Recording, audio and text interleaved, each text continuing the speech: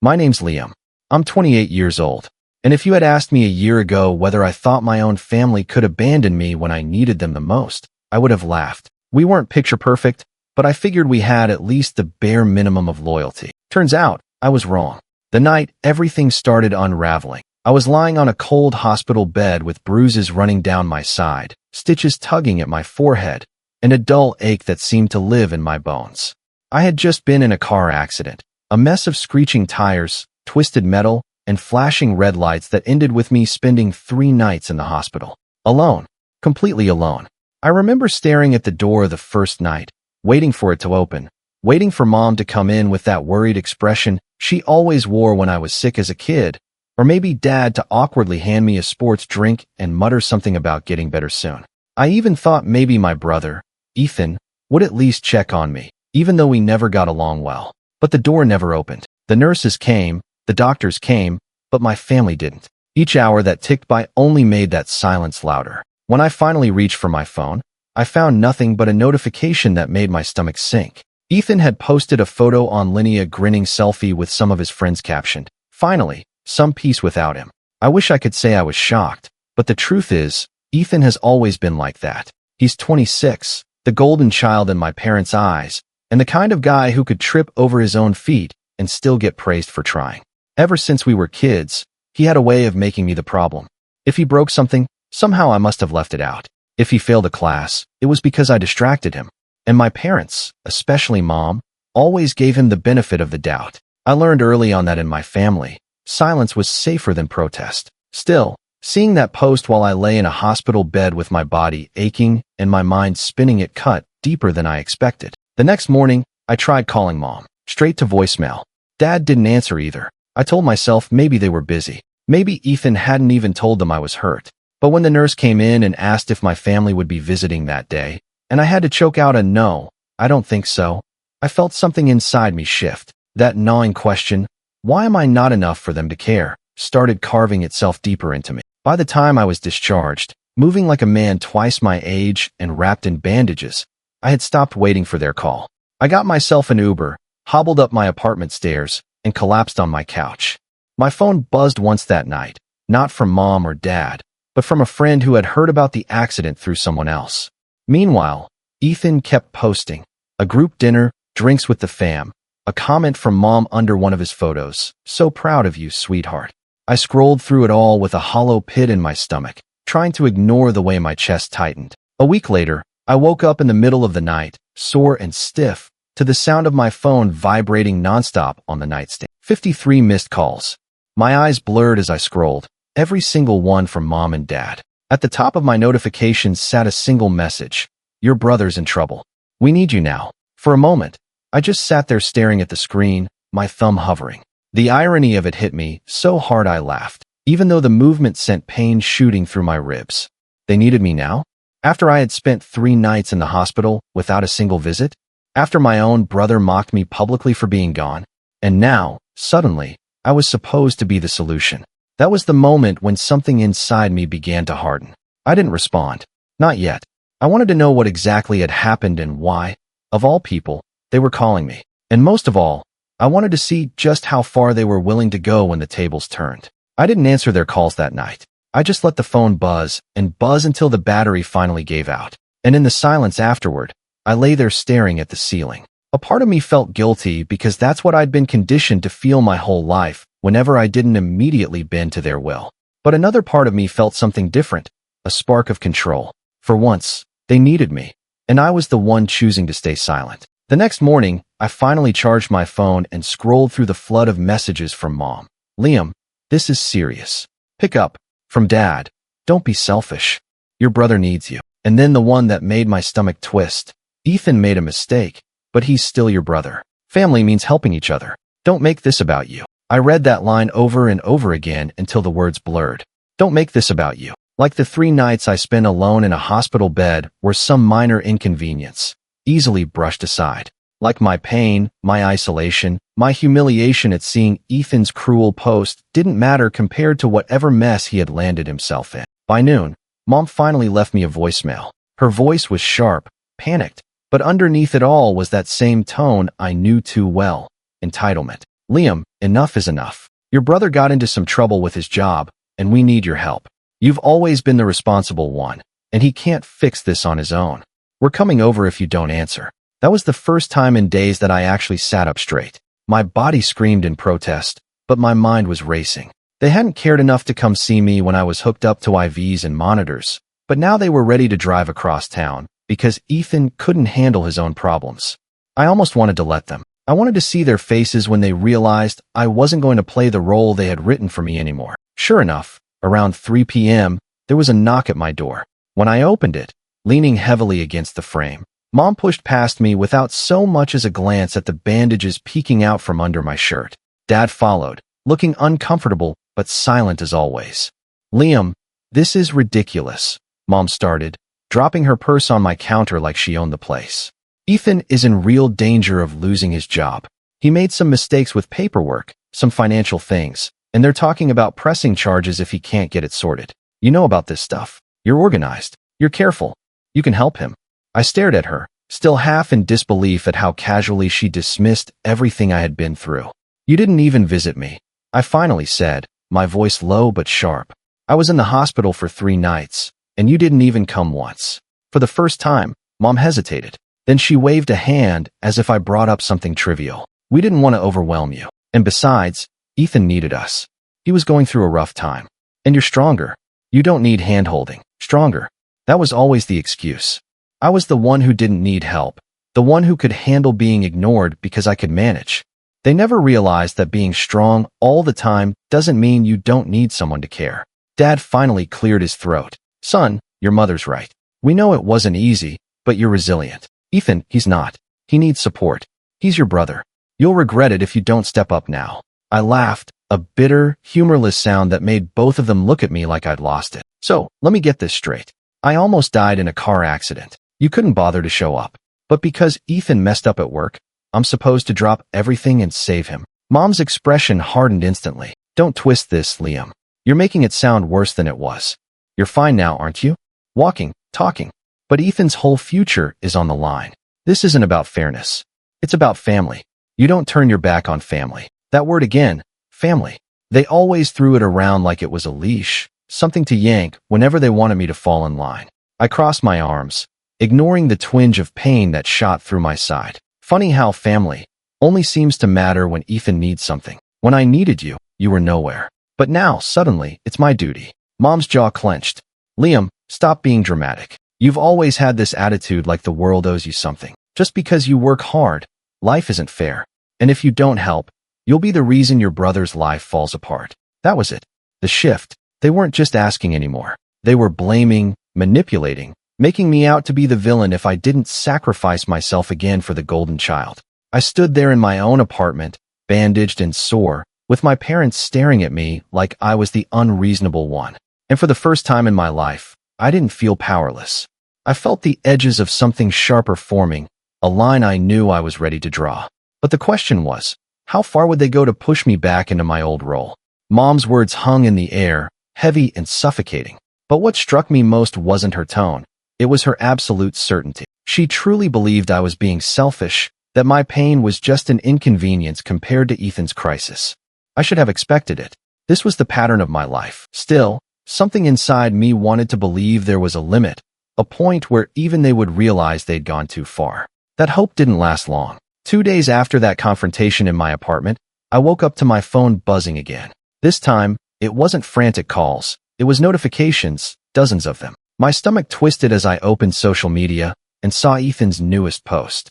It was a photo of Minute, a recent one, but from months ago, a family barbecue where I was laughing with a plate of food in my hand, totally unaware of the camera. The caption was a knife to the gut. Some people only care about themselves, even family. When I needed help the most, he turned his back. Guess we know who the real problem has always been. My hands went cold as I scrolled through the comments. Friends, cousins, even family acquaintances I barely spoke to had chimed in. That's awful, Ethan. I can't believe he'd do that to you. You deserve better. I realized instantly what had happened. He must have told everyone I refused to help him, spinning the story to make himself the victim. And of course, my parents hadn't corrected him. They probably encouraged it. Why not? Blaming me was easier than facing the truth about their favorite son. That morning, I ignored every call and message. I sat in silence, my chest tight, while my reputation within the family circle crumbled piece by piece. It wasn't just an insult, it was a betrayal. They hadn't just abandoned me when I was vulnerable. Now, they were actively smearing me, painting me as the villain so no one would question why I wasn't swooping in to fix Ethan's mess. Later that evening, there was another knock at my door. I considered ignoring it, but something told me I needed to face them. When I opened the door, Mom and Dad stood there again, but this time their expressions weren't pleading. They were expectant, almost smug. Mom got straight to the point. So, Ethan told everyone what's going on. And frankly, they agree. You're being unreasonable. This is bigger than your pride, Liam. If you won't help for the sake of your brother, then at least do it for the family's reputation. People are starting to talk, and we can't have that. I stared at her, stunned. You let him post that about me? You let him drag me through the mud online when I didn't even do anything wrong. Her face didn't even flicker with guilt. It's not about right or wrong. It's about doing what's necessary. And if a little pressure makes you do the right thing, then so be it. Dad finally spoke, his voice calm but cutting. Son, sometimes we all have to take hits for the greater good.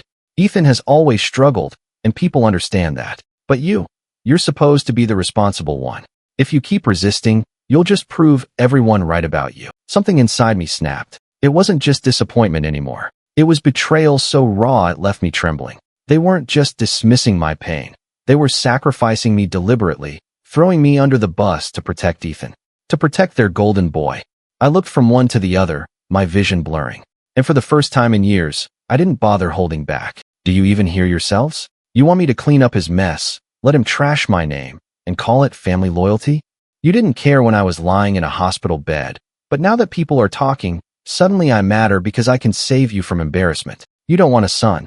You want a scapegoat. For a second, the apartment was so quiet I could hear my own heartbeat. Mom's eyes narrowed, and she said the words that seared themselves into my memory. If you walk away now, Liam, don't expect to be welcomed back. You'll regret choosing pride over family. And just like that, the last fragile thread between us snapped. The silence after my mom's ultimatum wasn't just quiet, it was deafening.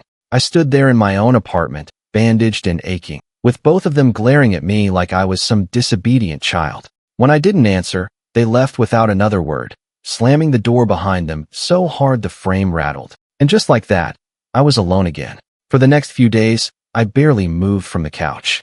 My ribs throbbed if I breathed too deeply, and the stitches on my forehead itched under the bandage. I tried distracting myself with TV, with books, even with work emails I was too sore to properly focus on, but the weight of everything pressed down harder than my injuries. Every time my phone buzzed, I braced myself for another wave of notifications. More messages, more guilt tripping, more subtle reminders that in their eyes, I wasn't a son.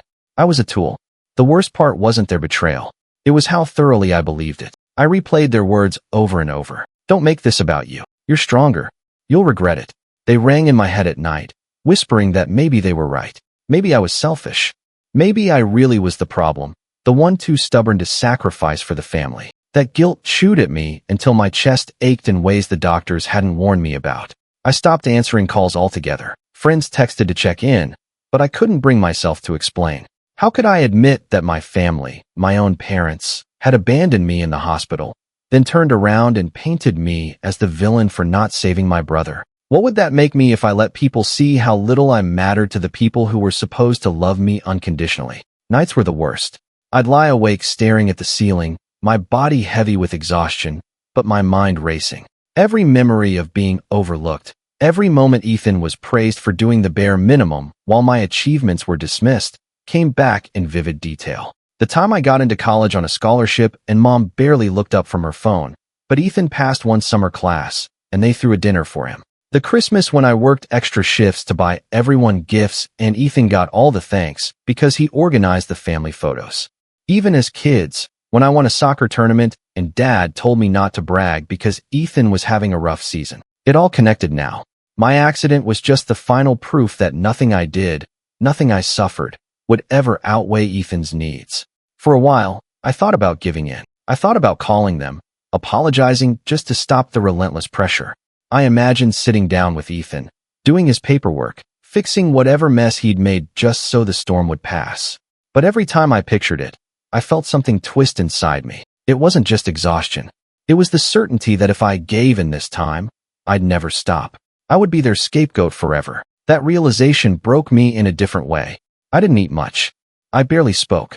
I moved like a ghost through my own life, sore and drained and tired of caring more than anyone ever cared for me. It felt like rock bottom, not just physically, but emotionally. I had nothing left to give and no one left to lean on. But in that emptiness, something small began to grow. It started as a whisper, a thought I pushed away at first. What if I stopped playing their game? What if I stopped letting them write the narrative? Stopped letting them decide I was the villain? The more I sat with that thought, the clearer it became. I couldn't undo the years of favoritism. I couldn't erase the hospital nights or the smear campaign Ethan had started. But maybe, just maybe, I could take back control. Not by yelling, not by begging, but by quietly stepping out of their reach. I didn't have a plan yet, not really. But the first step was simple. Stop trying to win their approval. Stop waiting for them to show up, to care, to be the family I wanted. If they had already cast me as the villain, then maybe it was time to stop proving them wrong and start writing my own story. Still, deep down, I knew one thing for certain. They weren't done. My silence would only provoke them more. And the next move they made would show me just how far they were willing to go to keep me under control. The weeks that followed were strange.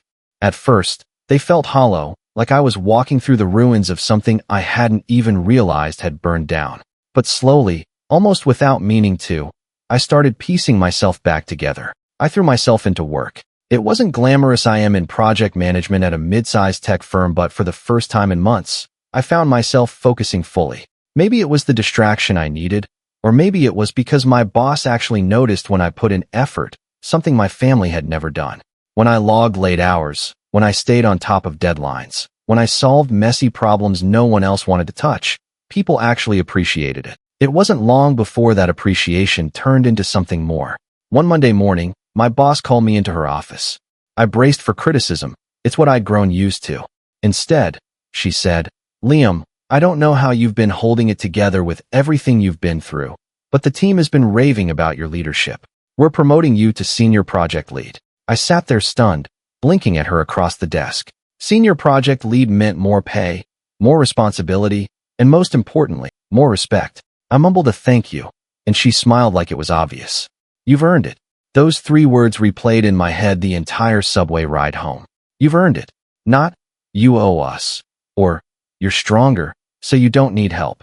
Just recognition that I had worked hard and it mattered. It was such a foreign feeling that it almost hurt, but in the best way possible.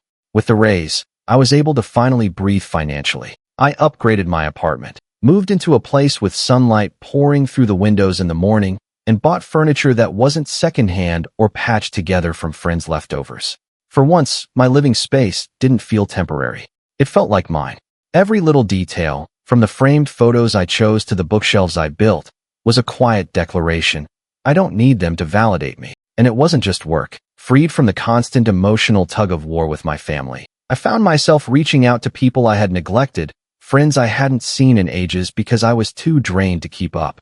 Dinners, game nights, even just a walk in the park with a friend from college. Every small reconnection reminded me that not all relationships demanded I sacrifice myself. The contrast was sharp.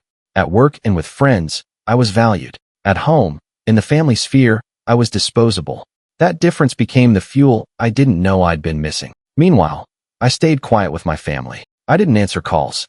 I didn't defend myself against Ethan's posts or my parents' whispers through the grapevine. I let them think I was still licking my wounds, still too stubborn to come back. What they didn't realize was that I wasn't just recovering. I was growing stronger. One night, as I sat in my new apartment looking out over the city lights, I realized something. I had more power than I ever thought. Financial independence, a career that respected me, friends who had my back, and most importantly, the knowledge that I could survive without them. That thought was liberating, but it was also dangerous because if I no longer needed them, then I was free to choose how I responded the next time they came knocking. And something told me they weren't done yet. The question wasn't if they would try again, it was when. It had been nearly 2 months since the hospital and the fallout that followed. By then, I had slipped into a rhythm that felt almost alien compared to the chaos of before. My life wasn't perfect, but it was mine. I woke up in a sunlit apartment, drank coffee from a mug I'd chosen for myself, and went to a job where people respected me. That alone felt like a kind of revenge. But I knew deep down the story with my family wasn't over. The first crack in the silence came in the form of an email from my dad. Not a call, not a text and email, like we were strangers conducting business. His words were stiff, clipped. Liam, things have escalated with your brother's situation. It's complicated, but he's at risk of losing more than his job. We'd like to sit down and explain everything. We need your discretion. Call us. Discretion? That word stuck with me. It wasn't just about paperwork anymore. It was legal trouble. My stomach turned as I read it again. But then something curious happened. Instead of fear, I felt calm. This wasn't my crisis. It wasn't my responsibility. And yet, the fact that they were reaching out again meant they were cornered. I didn't respond right away. Instead, I did what I hadn't done before. I started paying attention. I had a cousin, Chris, who I was still on good terms with. Unlike the others, he wasn't quick to swallow Ethan's stories without question. Over dinner one evening, he leaned in and said, "Look, I don't know what's going on with your folks, but word is Ethan messed with company funds, like big amounts. They're saying if he can't pay it back, he might actually face charges." My fork paused halfway to my mouth. That explained everything. The desperation, the smear campaign, the sudden talk of family reputation. They weren't just trying to save Ethan's job. They were trying to keep him out of jail. I asked casually, "How do you know?" Chris shrugged. "One of my friends works at his company. It's not public yet, but it's spreading." He gave me a pointed look. "They're probably going to lean on you hard, man. Don't let them drag you down with him." His words sat heavy with me the whole night. I lay awake thinking about it, and slowly, the pieces clicked into place. My parents weren't just asking for help. They were maneuvering me into being Ethan's safety net, maybe even his scapegoat. After all, I was the responsible one, the one who could handle pressure, the one who owed it to family. But here's the thing. My promotion at work hadn't just given me money. It gave me knowledge. I'd been handling contracts, financial structures, compliance reports, things I never thought I'd understand, but now could navigate with ease. The very skills that made me valuable at work were the ones my family wanted to exploit. And if Ethan really had tampered with company funds, I was in a better position than anyone to understand just how deep his mess ran. Instead of shrinking away, I started digging quietly, carefully. I asked the right questions in casual conversations. I browsed public records, paying attention to any lawsuits or filings that had Ethan's name tied to them. And the more I uncovered, the clearer the picture became. Ethan wasn't just careless, he was reckless. He had been using company accounts like his own personal piggy bank, lavish dinners, weekend trips, even a down payment on a car he bragged about online. If anyone outside the company connected those dots, his career wouldn't just be over, he'd be branded for life. And yet, here was the most interesting part. The evidence wasn't locked away. Some of it was sitting in plain sight. Receipts he'd posted on social media boasting about celebrating milestones or photos tagged at places he couldn't possibly afford. With my training at work, I could see the trail he was leaving without even realizing it. That realization lit a spark in me. For the first time, I wasn't just defending myself against my family's manipulation. I had leverage. Real leverage. I didn't know yet what I would do with it, but the balance of power had shifted. They thought they could drag me back into the role of fixer, of scapegoat. But I had something they didn't: knowledge, independence, and the patience to wait until the right moment. Because when that moment came, I wasn't just going to protect myself. I was going to make sure they understood exactly what it felt like to be left alone when you needed someone most. I didn't rush it. That was the hardest part. The old me, the Liam who bent over backward to fix things, would have jumped in immediately, cleaned up Ethan's mess, and let my parents pat themselves on the back for raising such a dependable son. But this time I waited. I let the silence drag on until they grew more desperate. And desperate they did. Mom started leaving long voicemails, her voice quivering between anger and pleading. "Liam, you can't ignore this forever. Ethan is your brother. Do you want him to go to prison? Is that really what you want?" Dad's tone was colder. "Son, the family's reputation is at stake. If you don't help, people will remember who turned their back." Every message was another brick in the wall I was building inside me. They didn't care about me. They cared about appearances, about keeping Ethan afloat at any cost. That's when I made my move. First, I quietly compiled everything I had. Screenshots of Ethan's bragging posts, timestamps that aligned with company expense reports, even side-by-side comparisons of his business dinners and the actual menus of the restaurants he'd flaunted. My training at work paid off. I knew how to present evidence clearly and how to highlight the inconsistencies in a way even a casual observer couldn't ignore. Then I reached out to someone unexpected, my cousin Chris, the same one who had tipped me off. Over coffee, I slid the folder across the table. His eyes widened as he flipped through it. "You've got enough here to sink him," he muttered. I nodded. "I don't want to destroy him. Not yet. But I want him and Mom and Dad to understand that I'm not their scapegoat anymore. If they keep pushing, this gets out." Chris leaned back, whistling softly. "That's cold, but fair." The next day, I finally agreed to meet with my parents. They showed up at my apartment looking worn, as if the weight of Ethan's mistakes had finally started to crack their perfect facade. Ethan himself wasn't with them, which told me everything. They were shielding him, as always. Mom didn't waste time.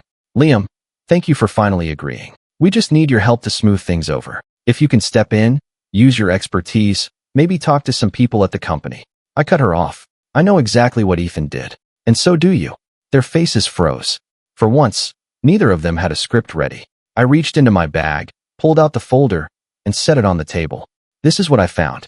Every careless receipt, every post, every misused dollar. If I can figure this out in a few weeks, imagine what his company or the police could do.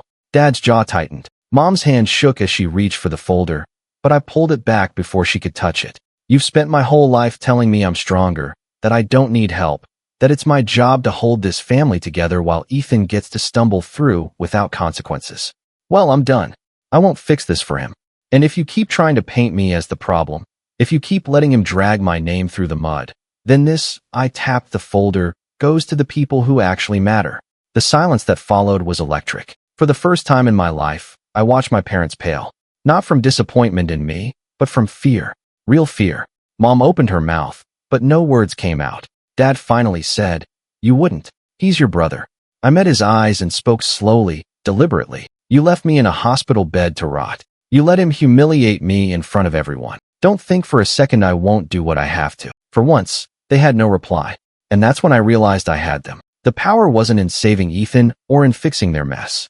It was in knowing I could end it all with a single decision and watching them squirm under the weight of it. But this wasn't the end. Not yet.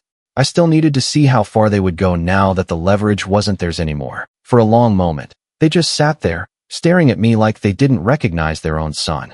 And maybe they didn't. At least, not the version of me they thought they had molded all these years. Finally, Mom spoke, her voice barely above a whisper. "Liam, you don't mean this. You're angry. You'll regret it." But I didn't feel angry anymore. I felt calm, steady, in control. I slid the folder back into my bag and stood. "No. I regret giving you chance after chance. I regret believing that one day you'd treat me like family. But this standing up for myself, this is the first thing I don't regret." Dad's face hardened. "If you do this, you'll be cutting ties. Don't expect us to be here for you."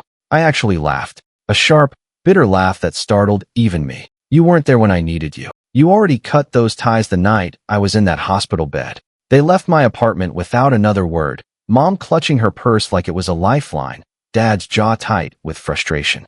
I thought that might be the end of it, but the fallout came faster than I expected. Within a week, word spread through the family. My parents had tried to spin their usual narrative that I turned my back, that I was cruel, but this time it didn't land. Chris, true to his word, had dropped a few hints to the right people. Suddenly, Ethan's posts didn't look like harmless bragging. They looked like evidence. Whispers turned into questions, questions into judgment. For the first time, the golden boy's halo was slipping. And then the hammer fell. Ethan's company launched a formal investigation. I didn't send the folder. I didn't have to. His trail was so sloppy that once people started looking, the truth unraveled quickly. Misused funds, falsified reports, personal expenses buried in company accounts. He was suspended, pending charges. My parents called me again, this time not with anger, but desperation. "Liam, please, you have to talk to them. Say he didn't mean it. Say it was a mistake." I listened silently until Mom's voice cracked. And then I said evenly, "No, you always told me not to make things about me. Maybe it's time Ethan learns that same lesson." And I hung up. The fallout was swift. Relatives who once praised Ethan began distancing themselves. Friends stopped returning his calls. My parents withdrew from family gatherings, too ashamed to face the whispers. The image they'd worked so hard to protect shattered in a matter of weeks. As for me, life went on. My promotion flourished into new opportunities. I deepened friendships, rebuilt the parts of myself they had tried to strip away. And every time doubt crept in, I remembered that night in the hospital. The loneliness, the silence, the ache of realizing I didn't matter to them. And I knew I had made the right choice. Months later, I walked past a cafe near my office and saw Ethan sitting alone at a corner table, staring blankly at his phone. For a moment, I almost felt sorry for him. Almost. But then I remembered the photo he had posted while I lay in that hospital bed. The smug caption, "Finally, some peace without him." And the sympathy vanished. I walked away without a word, my head high, my steps steady. For once in my life, I wasn't their scapegoat. I wasn't their fixer. I was free. And as the city hummed around me, I realized something simple but powerful. Sometimes the best revenge isn't ruining someone. It's refusing to let them ruin you.